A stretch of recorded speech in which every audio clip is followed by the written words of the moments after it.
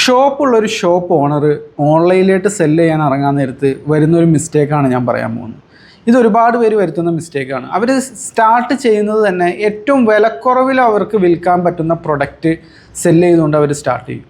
ഇതുകൊണ്ടുള്ള പ്രശ്നം എന്താണെന്ന് വെച്ച് കഴിഞ്ഞാൽ സെയിൽ നടന്നാലും നമുക്ക് ലാഭം കിട്ടാത്തതിൻ്റെ പേരിൽ നമ്മളത് സ്റ്റോപ്പ് ചെയ്യാൻ സാധ്യതയുണ്ട്. അതായത് നിങ്ങൾക്ക് കുറേ സെയിൽ ഒരു പക്ഷേ വന്നേക്കാം, പക്ഷേ നിങ്ങൾ അവസാനം കാൽക്കുലേറ്റ് ചെയ്ത് നോക്കാൻ നേരത്ത് വലിയ ലാഭമൊന്നുമില്ല, നിങ്ങൾ എടുക്കുന്ന പണിക്കനുസരിച്ചുള്ള ഒരു റിസൾട്ട് നിങ്ങൾക്ക് കിട്ടുന്നില്ല.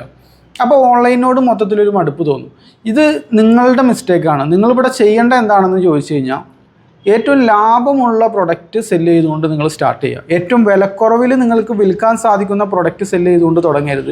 നിങ്ങൾക്ക് നല്ല ലാഭം കിട്ടുന്ന പ്രൊഡക്റ്റ് സെല്ല് ചെയ്തുകൊണ്ട് സ്റ്റാർട്ട് ചെയ്യുക. അപ്പോൾ നിങ്ങൾക്ക് നിസ്സാര സെയിൽ വരുമ്പോഴത്തേക്കും നിങ്ങൾക്കൊരു സന്തോഷം ഉണ്ടാകും. കാരണം എന്താണെന്ന് വെച്ച് കഴിഞ്ഞാൽ നിങ്ങൾക്ക് അവിടെ ഈസി ആയിട്ട് പ്രോഫിറ്റ് മേക്ക് ചെയ്യാനായിട്ട് സാധിക്കും. ഇത് പ്രത്യേകം ശ്രദ്ധിക്കുക. ഏത് ഷോപ്പുള്ള ഒരാളാണെങ്കിലും ഓൺലൈനിലേക്ക് ഇറങ്ങാൻ നേരത്ത് തുടക്കം തന്നെ വിലക്കുറവ് കാണിച്ച് കസ്റ്റമറെ അട്രാക്റ്റ് ചെയ്യാൻ നോക്കരുത്.